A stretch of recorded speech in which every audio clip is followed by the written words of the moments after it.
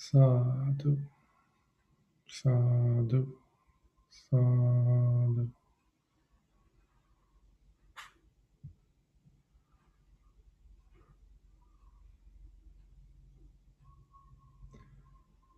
In the Dhammapada, the Buddha says, Appamada amatapadam pamado machuno padam. Appamado amatapadam means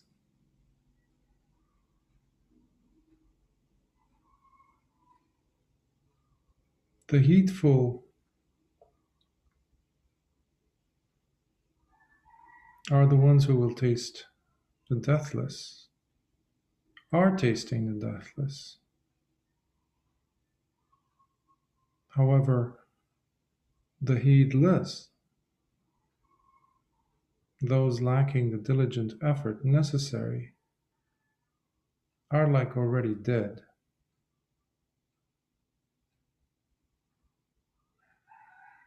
So the way to the deathless is through heedfulness, through diligent effort. Diligent effort.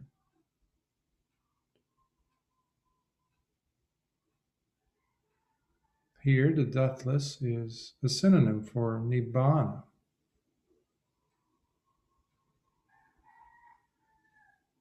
From being free from the shackles of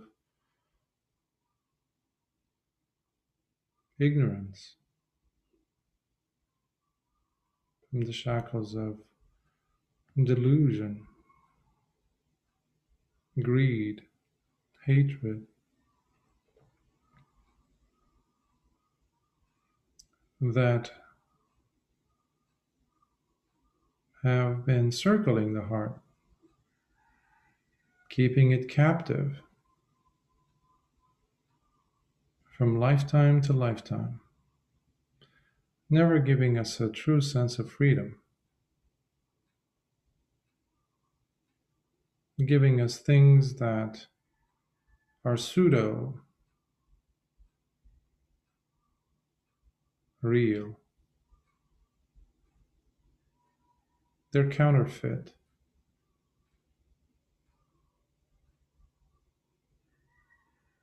They are adhamma, things that do not agree with the Dhamma. The Dhamma requires the mind to be alert. It requires effort. But the world thrives on the mind being negligent, heedless,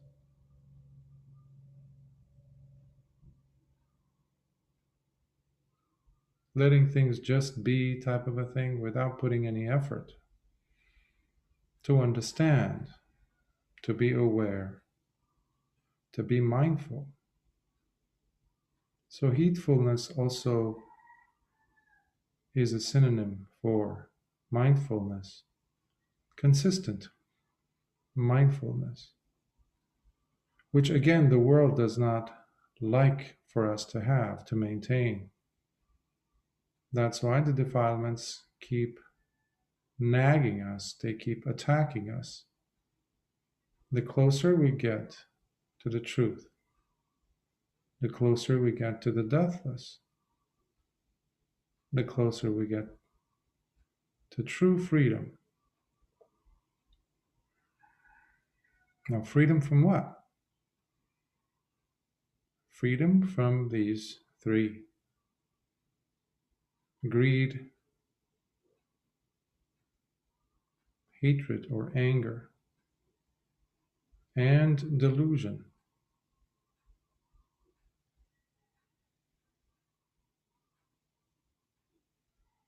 So we have these different lollipops that life gives us. Temporary distraction after temporary distraction. Meanwhile, the heart is always longing for something that is sustainable, something that is stable, something that is reliable, something that is without dukkha. And that cannot be found in the world. Whatever the world is offering us through these six sense doors.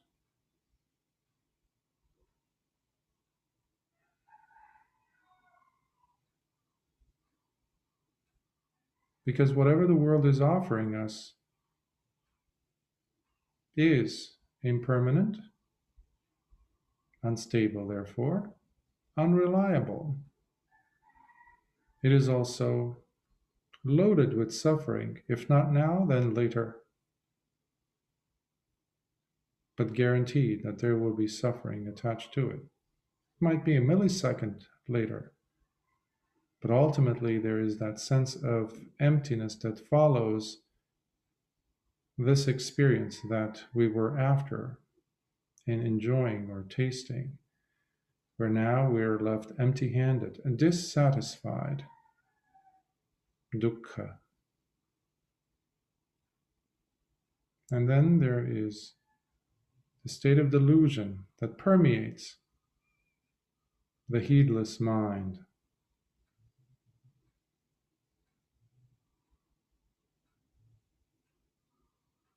These have nothing to do with the deathless. These cannot exist in the deathless.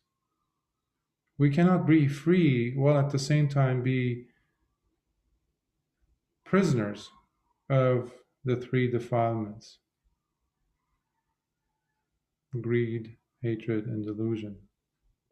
Lobha, dosa, moha.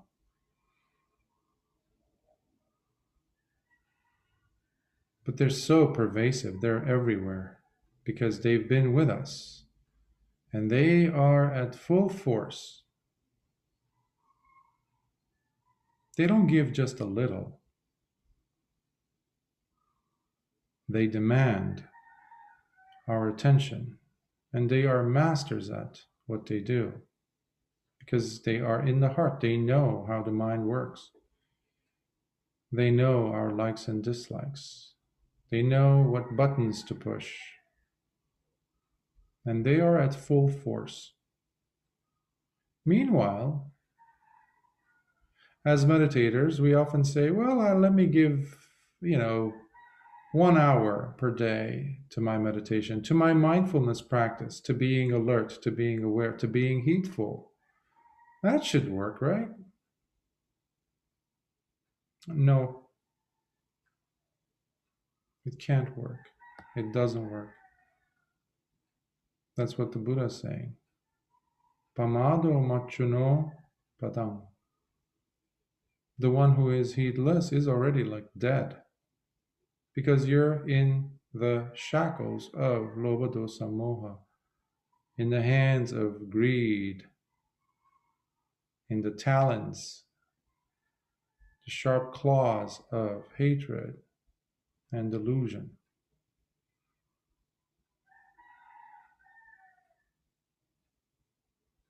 So we need to be, at least on some level, be dedicated more so than we have been thus far. The moment we come face to face with these three, greed, hatred, and delusion, the moment we start seeing them, snippets of them during our daily activities or the functions of the mind, then that is a telltale sign. That is actually a good starting point for us to be invested even more so than we have been yesterday or half an hour ago, because we are spotting, as they say, the hoof prints of the ox in the mud, like that farmer or ox herder who's going about in the forest, in the jungle, in the fields, looking for the ox. And then it finally finds the tracks, the hoof prints of the ox in the mud, and says, I am now certain that there is an ox here. Thus far, I was doing it by faith. When people used to ask me, why are you meditating? Now I have an answer. Now I have an answer for them. Because I know something was off, something was wrong with the system. I knew it viscerally. Now I know. I have seen the hoof prints of the ox, and now it's only a matter of time for me to persevere and push until I get to see the tail of the ox, the back of the ox. I see the ox. The ox here, of course, is the mind. Seeing it be shackled by these three defilements, which are coming at us at full force, full speed ahead. But we cannot stand against them with mediocre effort. That is on and off, on and off, on and off, more off than on, lacking energy, lacking effort. Meanwhile, we are putting even more effort in doing other things, pursuing a career, pursuing education, pursuing other responsibilities, which, yes, they need to be taken care of. But where does mindfulness fall into all of that? Is the mindfulness there to detect the fluctuations of the mind? Or are we just on automatic pilot in that regard? Oblivious as to what's happening in the heart. What is controlling the steering wheel of our lives? What principles are there that we follow? Or are there any? Are they self-absorbed type of principles? Are they about taking and taking and taking and taking from the world, from life? Gaining something.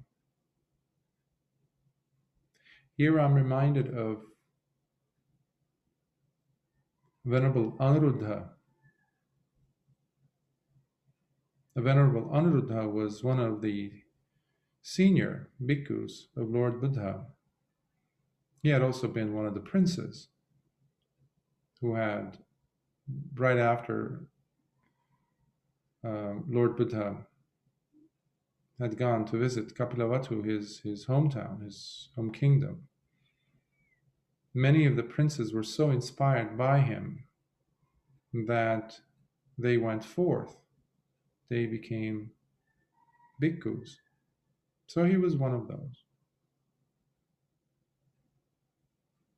And he's also half-brother of Venerable Ananda.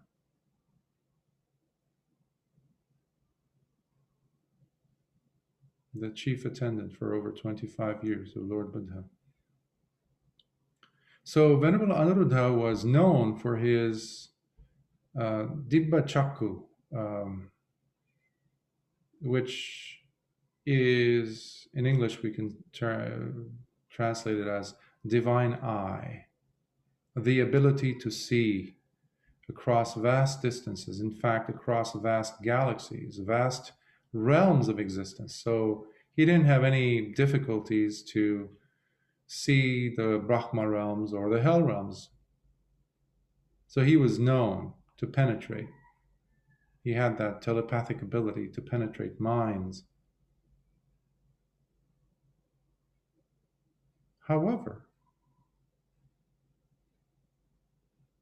this being a skill which he had developed through the jhanas, he was stuck. And one day he goes to the chief disciple,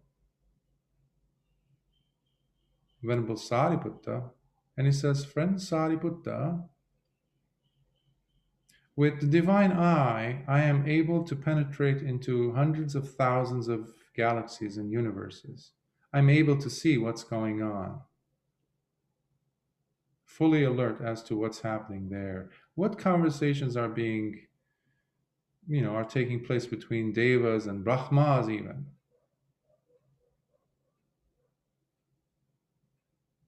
Yet, he says, even though I have that skill, I have that ability, that special ability, and my concentration is intact, is so laser-like.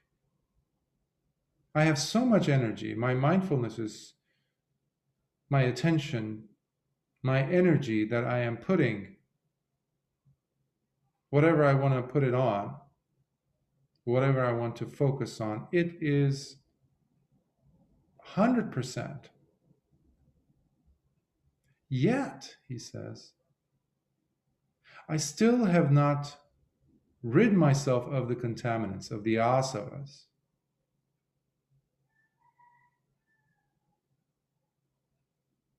Venerable Sariputta, in his loving method, encouraging method,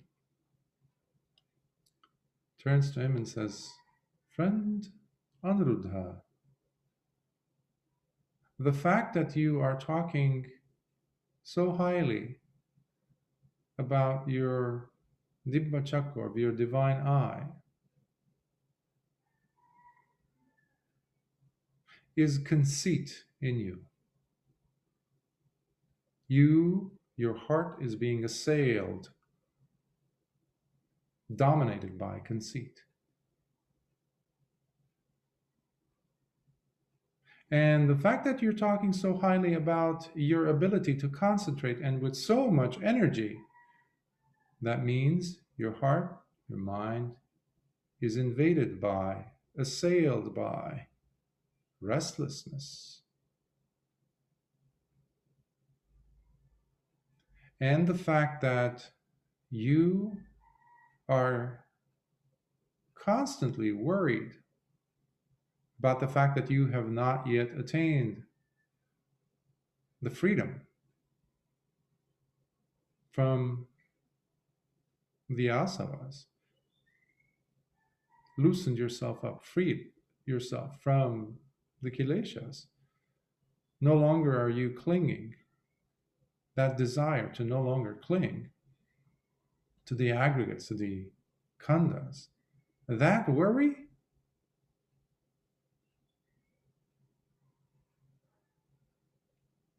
is fear. That is the worry that is invading your heart. Your concern about not having attained yet. He says, why don't you just forget about all these three and just put your attention on the deathless. Forget about them. Just bring your attention back to the deathless.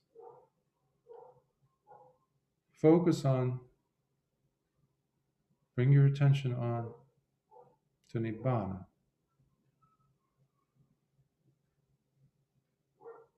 And that's all that Venerable Sariputta tells him. And he goes off and lives secluded and ardently resolves, pushes himself daily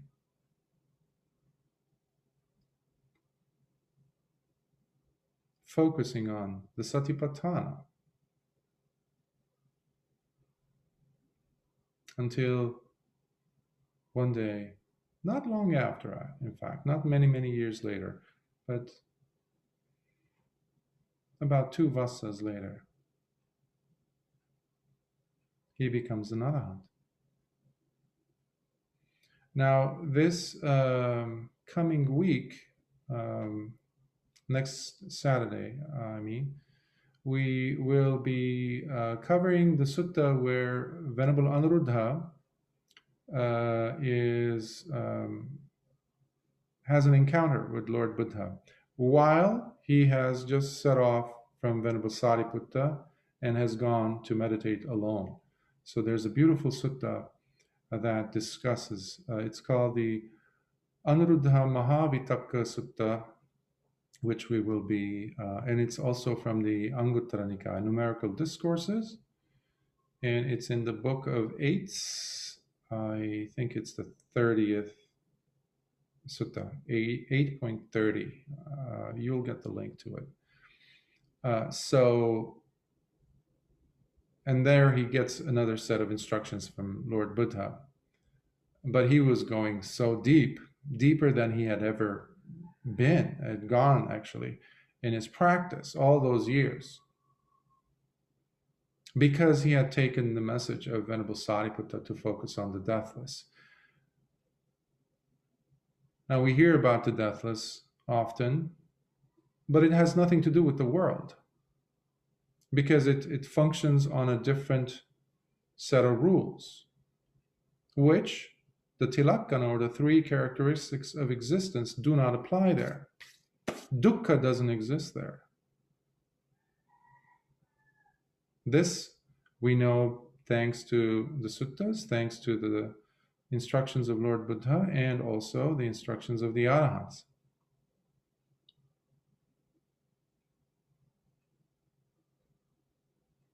So as we are seeking the deathless, we're fully invested in allowing the mind to make room for something other than lust, hatred, and delusion.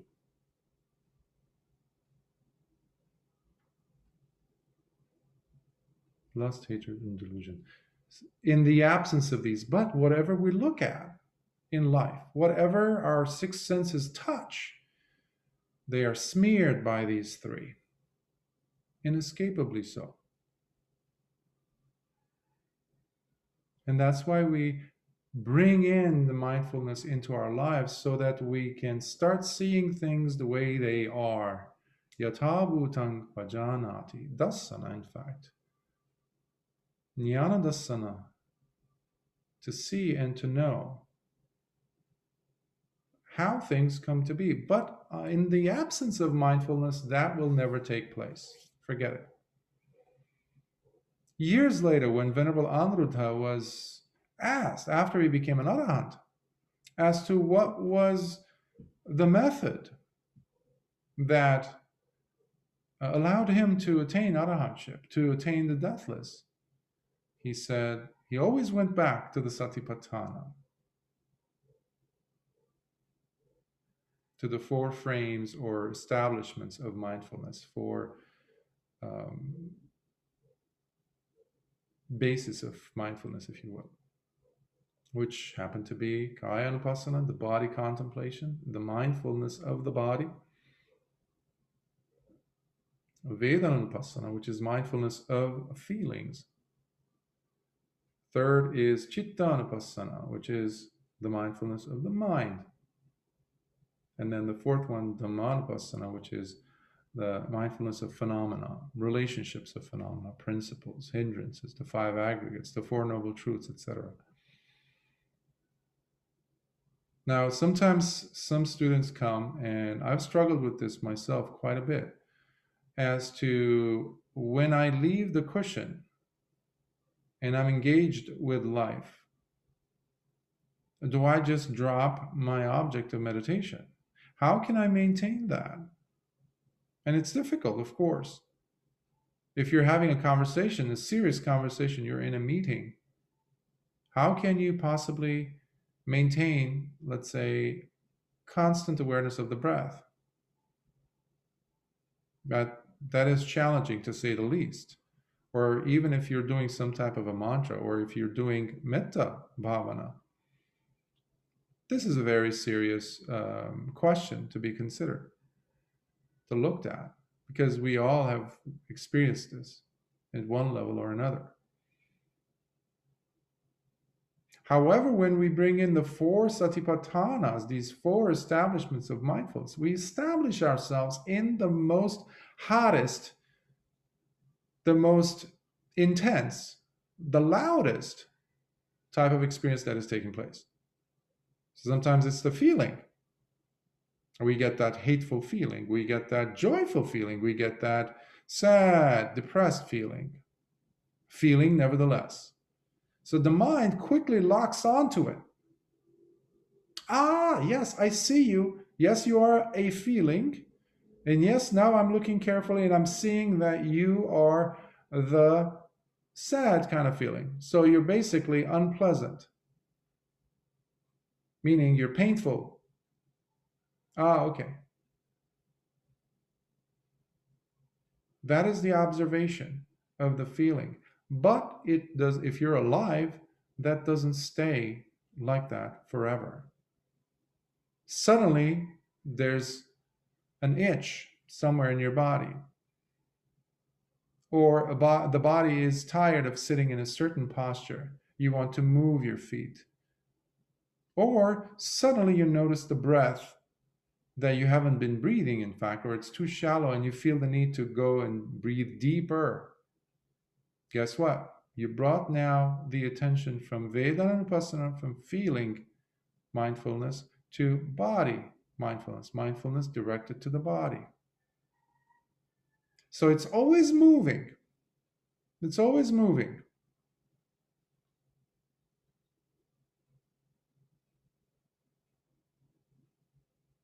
It's like a hunting dog or a dog who's standing on a field, and there's a gopher hole. There's a gopher that and has many holes, and the dog knows it can sniff out the gopher, but the gopher is so fast and it pops its head every 5 seconds or so from one hole. Now the dog has got his ears perked up and he's like so attentive. He's paying attention to what's going to happen. The moment the gopher pops up 10 meters away, the eyes lock on. So the attention never leaves. Attention, mindfulness, the awareness of the mind is always on whatever object is the most dominant. As we practice this, we start seeing through the habitual patterns that are taking place in the background, that are trying to pull us into the experience, make us become identified with the experience. This is me, this is mine. How come this is happening to me or not? And then we start seeing through this ruse, this Maya, this delusion. And we start seeing that, hey, I do have sense of control over this. I don't have to be following the storyline that I have been telling, the mind has been telling, the kileshas, the defilements have been telling me all this time. And the shackles start to break, one after another.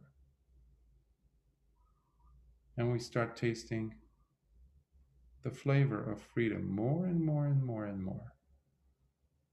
And then when we start seeing more defilements coming in on the attack, we identify, yes, I'm noticing more of the tension coming at me. So now it's necessary for me to apply even more mindfulness to detect, because the skill sets are getting better of your awareness. You're able to detect it faster when you are off your object. And in this case, you're off of awareness. You're removed from having your focus being on the mind, to such a point where the deathlessness could be in the crosshairs, your attention. And that's why when a person first approaches meditation, they're expecting it to be just a relaxation, something that can be given to you, or something that you already have. This is your genuine nature, da da da da da, all that kind of jazz. No, there's no such thing. We have to work for it. Nobody gave you the things that you have simply because you were you. You had to work. You have to work for something to get it, to understand it. And if we are seeking freedom from suffering, then our focus has to shift from looking at the world as our resource, as our way to happiness, and bringing it to what is beyond anicca, impermanence, unreliability, dukkha, suffering, and anatta, insubstantiality. This is a responsible role that we can actually finally have in regards to our lives and what we want to do with it while we're alive. So, seeking the deathless. Something else has to be said about the deathless. It's not gloomy. Recently, I discovered how the deathless cannot coexist with a sense of gloom and doom or sadness. Without joy, there cannot be deathless. So, joy is a crucial factor to be there from the start in order for the deathless to show up, to be experienced in the mind. Because sometimes individuals might think, oh, constant mindfulness, it's like it's tight. It's like, doesn't that hurt the brain? Isn't that going to make me too sharp, too wound up, too something that is unpleasant on, without joy? That's where we have to have pasambati. We have to have that passaddhi, the tranquility of mind. We have to smile to it. We have to allow it to open, like the petals of a lotus. Yes, the energy is there. It has to be placed. It has to be very directed, very directive. The eyes, the mind has to be on it. Yes. But we need to approach it with the skillful means of looking at it without clinging to anything, even clinging to the mindfulness. It's like learning how to ride a bicycle. Initially, your senses are so like on it, like, okay, I have to calculate this, or driving a car. So many things to think about, You're mindful eventually, but you're relaxed. You're not biting. Your nails aren't going like white knuckling yourself into the steering wheel. No, you're relaxed. And that is the reference to the joy part. After all, joy is right there in the center of the 7 factors of awakening. Sattabhujanga. Joy has to be there. Not to take it too seriously. One could almost see Venerable Sariputta's smile on his face when Venerable Anuruddha came with, all worried, frazzled. And Venerable Sariputta said, hey, take it easy. Dibba Chakku, divine eye, who cares what the Brahmas are talking about? How much energy you put in, who cares? Or your worries and fears. All of these things are turbulent characteristics for the heart, for the mind. But when we introduce joy, now we're talking. There's a hopefulness that comes with it. There's a looking forward to somethingness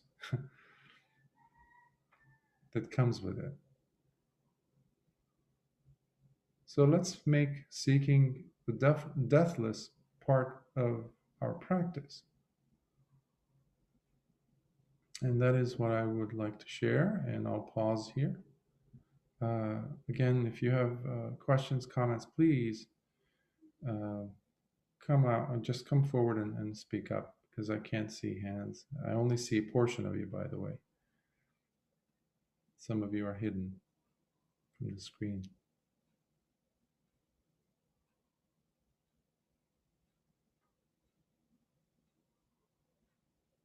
Any questions, comments, thoughts?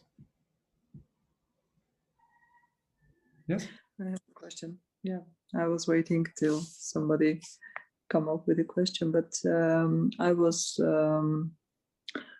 wondering during this COVID period that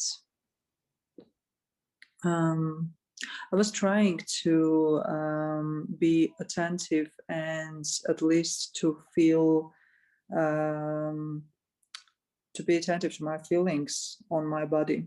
But there was a problem with it, as it was very hard and almost impossible for that moment. Though before that I was not very bad in meditation, and I have some success there. I was wondering if the changing of the temperature of the body, what is the problem there? Is this the temperature? Is this the, I don't know, a virus? What is that is making us to feel fear? Maybe, I guess, post factum, I would say it was fear, and there was no joy there, and it was almost impossible to put there a joy. I don't know why, but it was really difficult. I wonder if you have experienced this kind of thing, not exactly with COVID, but with other things maybe. And you will give some tips, I don't know, to work in these hard periods of problems with health and yeah, thanks. First of all, I'm glad you're back. I know you were struggling with COVID, you and your entire family. So we're glad you're back and looking good. Now, coming to your question, as I was mentioning to your sister earlier, before this sit started today, I haven't had COVID, but I've had my share of like all of you, suffering in the body, and I still do at different times. Now, the key factor to remember is whether it's a virus, whether it's the heat, whether it's discomfort in the body, whether it's just the fact that you've been sitting for too long, let's say, it can be unbearable eventually. The mind, remember, the mind or the heart, it's the same thing. It is run by the kileshas, and they will use anything whatsoever that is the loudest. It is the predominant major role player of that portion of your day, of your life, to make you feel the opposite of what I was talking about, meaning to pull you away, very importantly, from mindfulness. What usually happens is a state of disarray, confusion, tumultuous state, agitation in the mind. And when the mind is agitated, usually it means that it has been preceded by a lot of imaginings. The mind has been imagining things a lot. And in Pali, they're called manyata. Manyana or manyata. And that is the function of the mind, to go ahead and constantly imagine things. Now, how does it start? It starts with a trigger, let's say a temperature fluctuation of the body, or you feel dizzy, or you feel like you can't breathe, right? Or you're suffocating. I remember when I was a child, I used to have asthma, and I would really, really struggle to breathe. And I would think that the oxygen, the air in our house, somehow was sucked out. So I was almost like in space. Meanwhile, I'm looking at my parents running around trying to figure out how to help me. They're breathing fine, but I wasn't. And now that gives me another reason for me to kind of lose it. Oh my God, I'm dying. So, of course, you've reached a certain point in your life, so you have many years behind you, many experiences behind you, which means many memories, which the mind, the kileshas are going to come and toss at you the moment that it detects that you are becoming more stable. The agitation, you're controlling that agitation. Many people think that simply because I practice meditation, then I should be able to stop suffering completely, physically, right? You're smiling and you're nodding. Now, is that the reason why we meditate?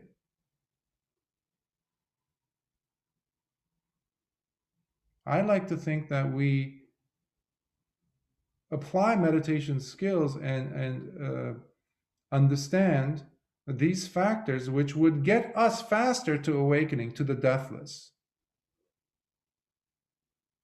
In that sense, using the Dhamma as your antidote is highly, highly regarded, advocated for, taught adamantly by so many Arahants, including Lord Buddha, throughout the suttas, throughout history, in fact. And there are cases where obviously practicing satipatthana can drastically reduce the ailment, if not completely knock it out, just knock it out of the park, just get rid of it. Satta Bojjhanga, for example, the 7 factors of awakening, has been, at least to my knowledge, mentioned 3 times in the context of relieving the suffering of 3 monks, one of them being Lord Buddha. The other 2 times, actually, it was Lord Buddha who went to the students and he recited the teaching to his student monks, meaning listed in a sense. Sati, Dhamma Vichaya, Virya, Piti, joy. Apasadhi, tranquility. Samadhi, collectedness, stability of mind. And Upekha. Even mentioning of these principles. I once was sick about 6 years ago, really heavy, cold. And I was getting shivers, this and that, which, it was very difficult. And I had several layers on, and it wasn't even cold. I think it was even like spring or summer. And I had someone in my life at that time, and I asked her to come over, and I was mentioning the names of the 7 factors of awakening, and she was repeating it to me. And before it was, she was done with the repetitions, and I was asking her to pause. Sometimes I would ask her to repeat, let's say, if it's virya, virya, virya, virya, something to kind of get my mind to become more and more and more and more stabilized into the Dhamma. Because what the physical sickness does, it removes you from the state of mindfulness and tosses you into the boiling water of, oh my God, I'm going to die. Ultimately, that is what it is. It's fear. You can induce that fear in 100% healthy human being by just presenting an idea, a concept, an image. So ultimately, though, we are working with the four great elements that make up the body. Heat is one of them, fire element. So these are always not necessarily in balance, but they're always trying to, when the person is younger or healthy, they're basically in homeostasis, if you want to call it that, harmony. But that is very temporary because you're facing various different conditions constantly coming at you in the physical realm. I haven't talked about the karma, the karmic effects, and all these things and tendencies of the mind to fall into a ditch because it has been used to thinking like that, which we carry from past lives and past conditionings. I haven't even talked about that. But ultimately, the healing factor of the Dhamma lies in the most basic, the first, in fact, of the seven factors of awakening, to my experience, to my understanding. And that is sati. Now, the moment sati is there, that doesn't mean that the ailment, the sickness, is gone. But it's like completely, you're ameliorated, you're fixed, you're healed. Sometimes it is, but it's not worth to put, so much credence into that expectation. But putting everything on the mindfulness allows you to see pain for what it is, ultimately, because there is an identification with the pain. I am this body part, I am this body. And this is where breaking the body, dissecting the body in your mind through concentration is crucial. Not just when you are having a physical ailment. Let's say one time I was really hungry, really, really hungry. And I was expecting that person to come in and for us to eat because I had promised them that I would, wait for them. Now, the food was there, I was there, but they weren't there, and they were doing their best to get there. And then I started using my hunger as an opportunity to observe the kileshas, the defilements. And I said, what's going to happen? This person shows up 1 hour late. Oh, the food's going to get cold. Okay, let's say it got cold. Am I going to die? No, of course not. But the cognitive executive power of the brain and the rationale that I was using, of course, it was valid 100%. And I was understanding these. But when it came to the body wanting it, the food, craving it, my heart wanted to leap out and eat the food. That's how it was enmeshed in this experience of wanting the food. And I said, okay, let's put some Dhamma into this mix. And I said, where is this food gonna go if I start eating it? The digestive system. Okay, let's bring you out. So mentally, I dissected everything that is the digestive system and I placed it out in front of me. And I said, okay, here it is. From the mouth to the anus, right there, and everything in between. Stomach, this, that, teeth to chew the food, the tongue to taste the food, everything. The gut. It's not a pretty picture, right? But it definitely, all of a sudden, I was like, whoa. Food was the last thing on my mind, even though it was like driving me, like a locomotive without any brakes. Suddenly, it came to a screeching halt. That's an example of the Dhamma, because it is pain when we're really hungry. And I was really hungry. I hadn't eaten for like hours. So I knew the hunger was genuine. So it turns into pain, physical pain. So applying different techniques. So I know Many Arahants have used the 32 parts of the body, breaking it down. Okay, what am I afraid of? What am I? My lungs. Okay, let's bring out the lungs. Okay, right there. It's kind of mushy. It's kind of like soft.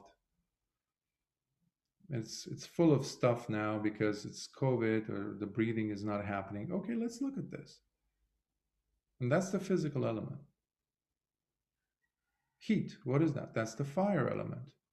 Heat is also, it gives life, but it can also take life, destroy life. Water is the other element, which there's so much of it in the lungs now, that's why it's congested.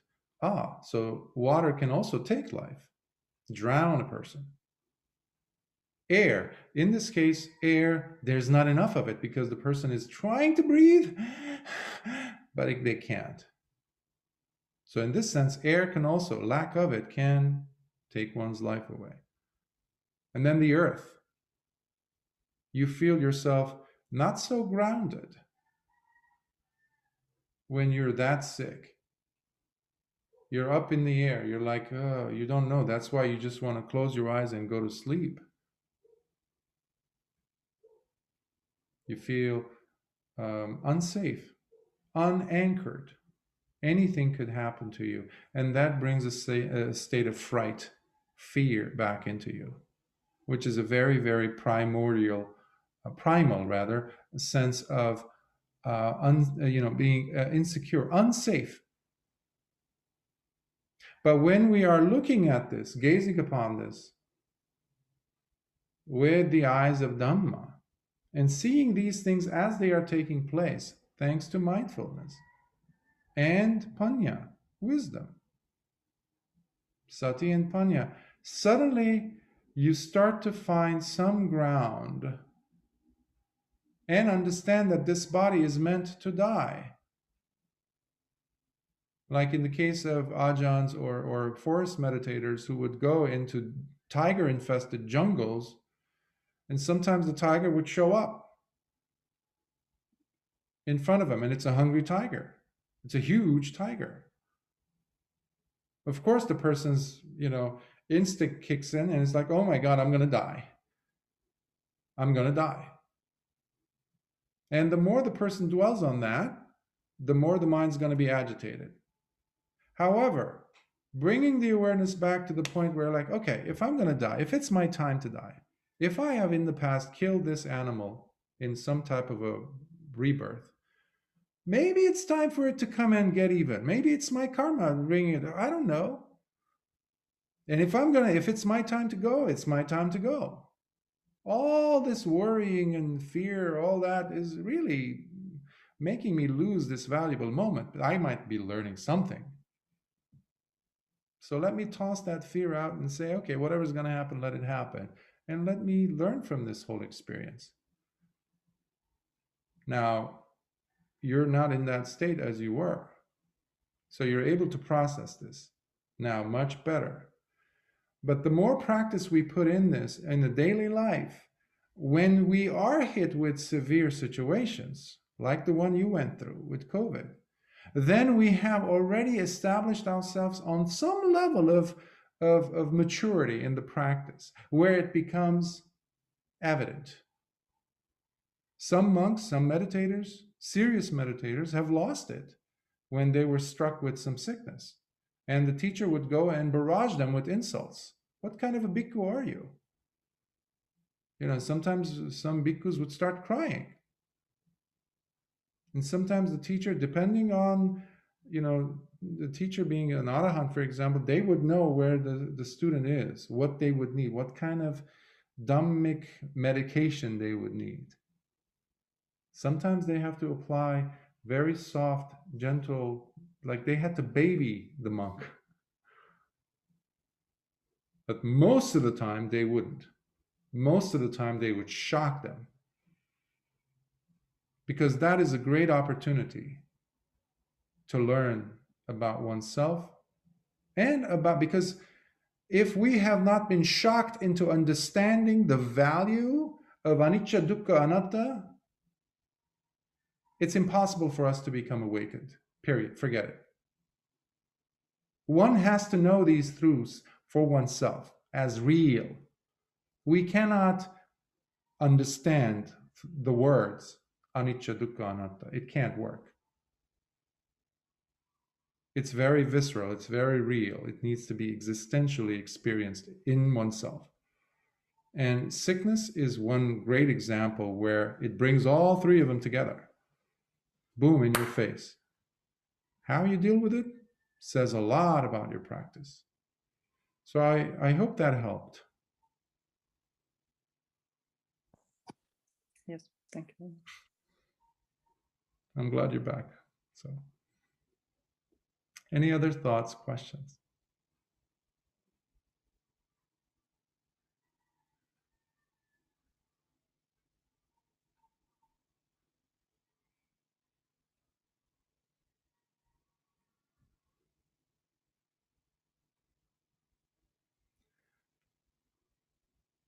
I was reminded this week of a time when I was 12. And you probably know, when I was 8, I was injured in Lebanon. So my foot had,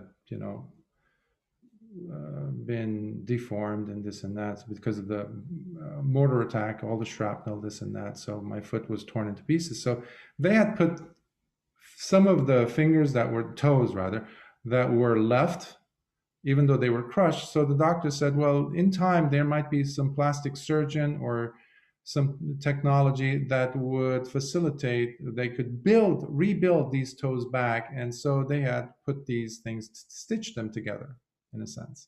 Totally useless, but they would always cause me problems. I couldn't wear any shoes. It had been like that for 4 years at least. So, but we were poor, so we didn't have. So the government, said, okay, there's this one hospital that it's like a veterans hospital, but it's very, shady in a sense. They would have very limited funds, etc. So I was permitted as a child to go, and the doctors were going to amputate those 2 toes because they agreed that we need to fix this child's life and he can't walk with this thing because it was protruding out of my foot in a sense. Very odd thing.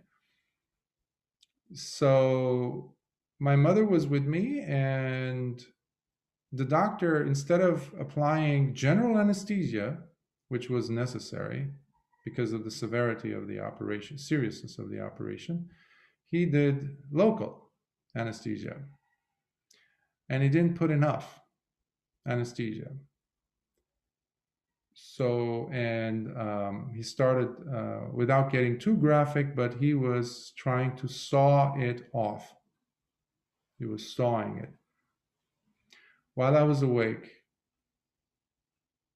while I felt every single strike going up and going down. I was begging him to stop. I was begging him to do something else. I was just crying so much. My mother came in at one point, but they had to get her out. But finally, it came off. It was one of the most hard, most difficult, painful experiences, physical experiences I've ever had. A part of you is being cut clean without any painkillers, pretty much. So, and the doctor was actually yelling at me in Arabic, and I didn't understand much Arabic, that I wasn't taking it. I wasn't, able to take the pain because the anesthesia should be enough. So, living life is not easy in this body. We all know that. But when painful experiences happen to us, it's also a good practice for us to see how well we are, how close we are to the Dhamma. How significant is it for us in our lives? Is it something just intellectual? Is it something we can show off about? Or say that, oh, yes, I've reached this jhana, or I'm of this level, or I've even attained. They all mean nothing if it's not bringing you a sense of tranquility at the end of the day, a sense of clarity, a sense of understanding that you are not this body, nor are you your feelings or your thoughts or your concepts, including the Dhamma, by the way. Dhamma is a concept until it can be brought into one's life and be made one. You see the Dhamma in your heart. That's why my emphasis on coming back to oneself and seeing both the kileshas and the Dhamma in yourself. It's not in some book. You will never find it. Just like pain is not in some video, it's in some word. You experience it. You know it. You know if it's true or not. And it brings out whatever's in you. So the sickness, the diseases, the difficulties, physical ailments are a stage where whatever we have in our hearts can come forward and really be there in plain sight for us to see. Despite all whatever we had told ourselves, oh yes, I am aloof to this. I'm no longer susceptible to this. Maybe you are. But the sickness is an opportunity. A disease is an opportunity for whatever's in one's heart. If there's Dhamma, it will show up. And if there's no Dhamma, that too will show up. But as a source of refuge, I always, in this case especially, I advise, I suggest, I encourage, I invite the person to bring the deathlessness into the mix, just to see, am I really these 32 parts of the body? Seriously? There's Arahants have called this, Ajahn Mahabua would call this a bag of excrement, the human body. A very, very thin surface. In fact, it's useless, dead. An animal, on the other hand, an animal, when it dies, its body is still useful. People sell the meat, people eat the meat, people, that's their sustenance. But when we're dead, what's going to happen to our body? It's totally useless. In fact, now it's a nuisance. We got to get rid of it. So when we look at the body in these terms, suddenly it's like we're not so hot. It's not so hot for us. It's not so attractive for us.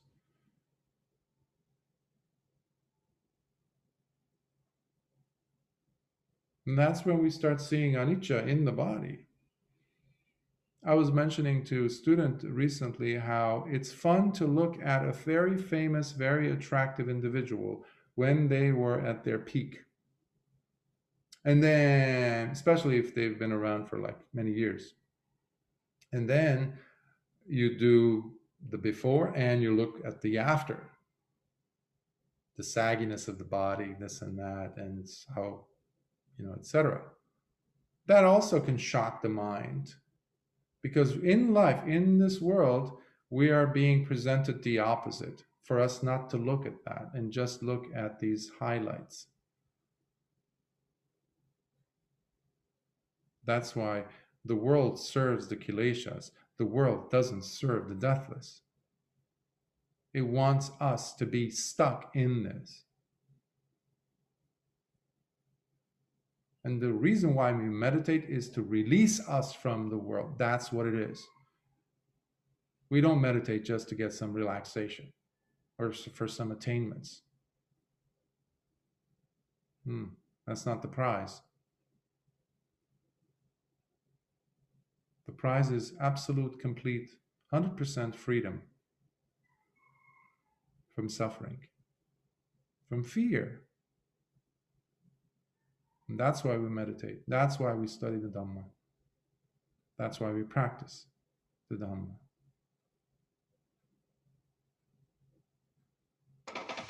Yes. Bhante, can I just ask you to explain a little bit more about the distinction? And I haven't formulated this question completely in my mind yet, so I might waffle a little bit. But you've spoken today about Anuruddha, who had to forget about whatever he was focusing on and just focus on the deathless. And then you've also spoken about being in the jungle and when the tiger comes, and to not be so concerned about the tiger or about our fear. And in my analogy, if you step out on the road and there's a bus coming, we actually need to take action to survive. Otherwise, the bus is going to run us over. So I'm looking at the distinction, as you see it, between putting in effort to survive and being concerned about the craving to survive. I'm thinking the survival is something we should do. Otherwise, we won't be able to reach the deathless. But to survive simply in the world, a lot of situations require a reasonable effort, instant effort. So with the bus coming along or with the tiger there, to survive, we actually need to do something. But how do we, I just have a gray area between the difference between putting in that effort and not craving, not desiring to not be eaten, and to creating karma by things that I do to achieve that safety. So is there some guide that you would teach us about that distinction, effort and craving? Yes. Let's take the example of the tiger. Now, in my example, the analogy of the bhikkhu who's doing, let's say, who's going to sit under a tree, or he's behind his kuti and there is a stretch of, let's say, 60 feet of area for him to practice chankama or walking meditation. So he's in his, for lack of a better word, domain to practice. And there you have a tiger all of a sudden coming in, and the tiger is hungry. Now, did this bhikkhu go into the tiger's den, into the lion's den? Was he poking around and saying, hey, I'm going to test if I have enough faith? Now, some people have done that. This is where I will draw the distinction between applying skillfulness in means, and especially what that means in this context would be using sati and panya. Panya is the crucial factor that needs to be there always. And when we're talking about the Dhamma, we cannot talk about the Dhamma in the absence of panya. It must be there. So an individual who is practicing panya will know the distinction between, hey, I was doing my chankama, my walking meditation for 3 hours, and my resolution was to do so, and it's, let's say, 12 midnight now. My resolution was to continue doing my walking meditation until sunrise, at which point I would go, let's say, to the village for my alms round, let's say, or sit down and meditate. That was his vow to himself. And there's the tiger. The fear comes up. The person would be a perfect example of a scenario where he would bring in that statement, if you will, in the mind. Hey, I didn't invite this this tiger, and I'm seeing all these fears come up, survival instinct, this and that, and let me use this and continue walking back and forth. And if the tiger's going to eat me, fine, go ahead. This accelerates one's progress incredibly, enhances it. If there is that drive to fulfill one's own vow. And I have never come across any story, any incident where a bhikkhu who was practicing like this did get eaten. I've never come across it. But might that be because they didn't survive to tell the tale? The thing is, bhikkhus are no different than people when it comes to spreading news. It did happen once in the Savatthi when the bhikkhus came to Lord Buddha and said, Bhante, this so-and-so bhikkhu was bitten by a snake yesterday and he died on the spot. And the Buddha immediately knew what was the situation. He said, that bhikkhu has not practiced sending the loving kindness to the 4 families of snakes, to the 4 kingdoms of snakes. And there's a beautiful stanza that he uses, and he encourages the bhikkhus to practice that. Now, of course, every bhikkhu, every individual, forget about just being a bhikkhu, every individual, especially when you are outside of your element, needs to apply some level of metta in the 6 directions, for example. One easy way to do that is a shortened version of it would be, may I not cause any harm to any beings. May no harm come to me from any beings, whether they are footless, 2-footed, 4-footed, or multiple-footed, something like that, numerous-footed. So, of course, you can play with this, but of course there is the actual verse that the Buddha used, and he even listed the kingdoms of snakes, the 4 categories. Now, coming back to the example of the bhikkhu walking Chankama, if you, for example, if you read the stories of the Thai forest tradition monks, especially Ajahn Mun's students, many of whom had encounters like this, and I'm using their examples as well as Ajahn Mun himself in facing these situations, the tiger would go, but sometimes it would stay there looking at you in the dark with the eyes open and huffing and puffing, as if to test how much Dhamma you have in your heart. That's how they would teach it. But it's interesting how in the morning, the bhikkhu goes around, and there's one bhikkhu who goes, and after he conquers his fear, he's so elated, he's so joyful, oh my God, I conquered my fear, that he realizes the tiger is gone. And he starts calling on the tiger, hey, tiger, where are you? And in the pitch darkness, he goes towards it and he sees its absolute blackness. So he goes back to his kuti, lights up a small lamp, and goes off into the jungle looking for the tiger.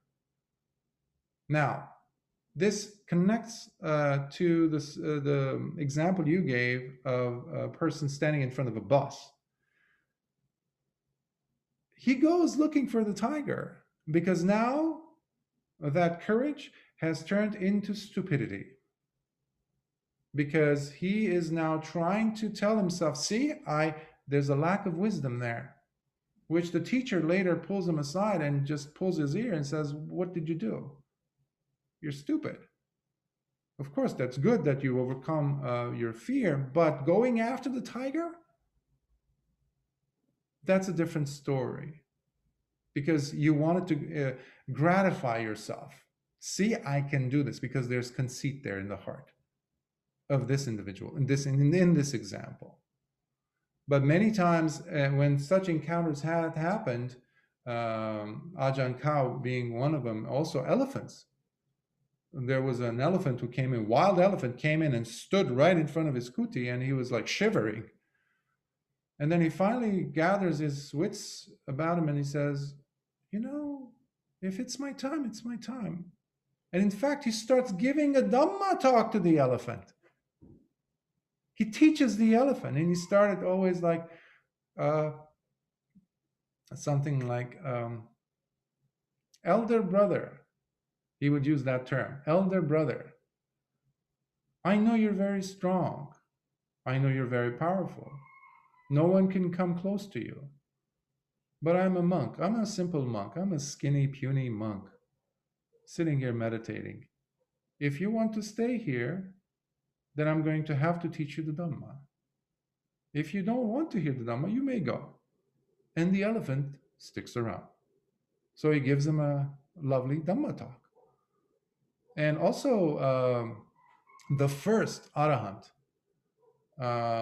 in the Sasana, Anya Kondanya, he, after when Venerable Sariputta and Mahamoggallana came in and joined the order, and Lord Buddha officially took him in and said, these are the chief disciples.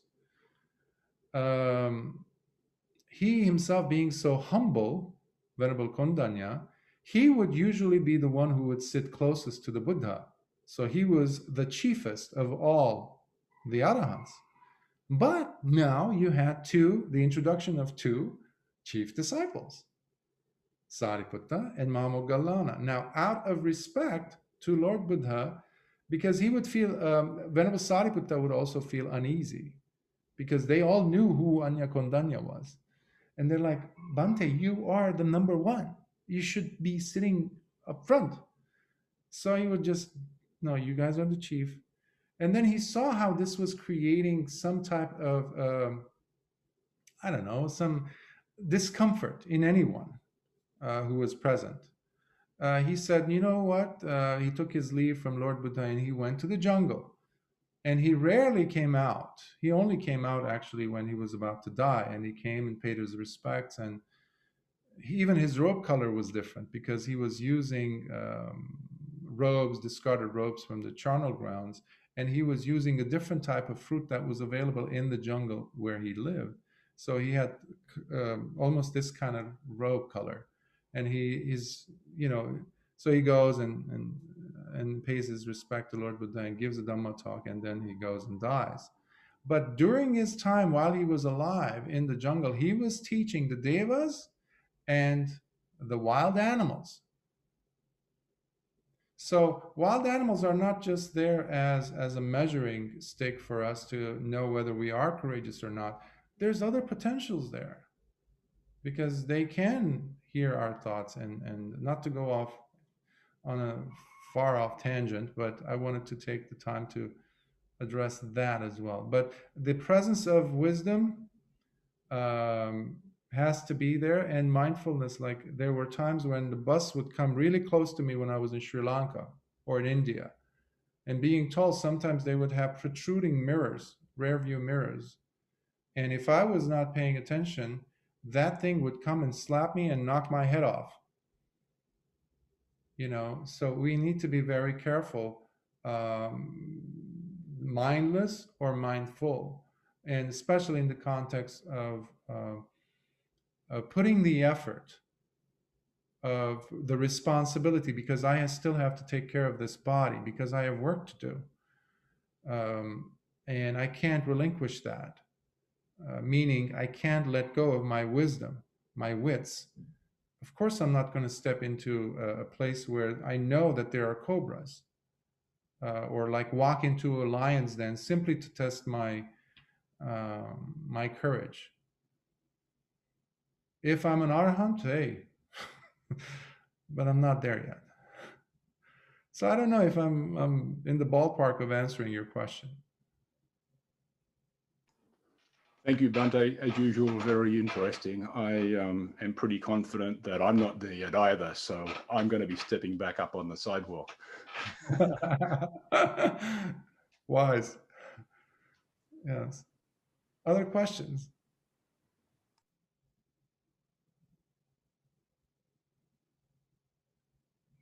If there are no questions, then we can go ahead and do our dedication of merit. May suffering ones be suffering free, and the fear-struck fearless be. May the grieving shed all grief, and may all beings find health relief. May all beings share in these merits that we have thus acquired for the achievement and acquisition of all kinds of wholesome happiness. May beings inhabiting space and earth, devas and nagas of mighty power share in these merits of ours. May they long protect the Buddha's dispensation. Sadhu, sadhu, sadhu. Be well, be safe, and try to stay with the deathless. The deathless does not, from what we learn in the suttas and teachings, it's unconditioned. Nibbāna is unconditioned, meaning it's not falling into the hands, the grips of anicca, dukkha, anatta. Anything that falls with these things, they're not the deathless. So wish you good practice, and I'll see you next week. We'll be going over the sutta from Numerical Discourses. I believe it's 8.30 or 3. Anyhow, Dhammadina will send you a link. It's the Anuruddha Mahavitaka Sutta from the Anguttara Nikaya. Be well. Till next time.